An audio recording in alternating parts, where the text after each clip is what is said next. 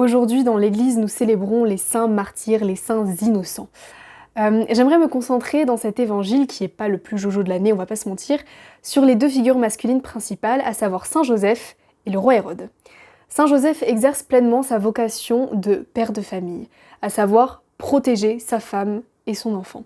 Il est averti en songe, et dès l'instant où il est averti en songe, il se met à partir, il écoute Dieu, il écoute sa voix et il lui fait confiance. Il va quitter toute sa stabilité, aussi bien sa famille, ses amis, son travail où il est installé pour aller dans un autre pays, en Égypte, où il connaît personne, et où il va faire sa vie jusqu'à ce que Hérode meure.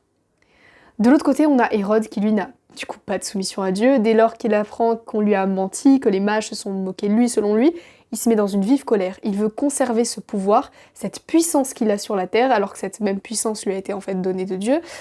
Et il va rentrer dans une telle colère qu'il va faire tuer tous les enfants de moins de 2 ans, laissant seulement du sang, des deuils, des larmes. Et en plus de ça, il aura même pas tué le Christ, donc enfin nul quoi.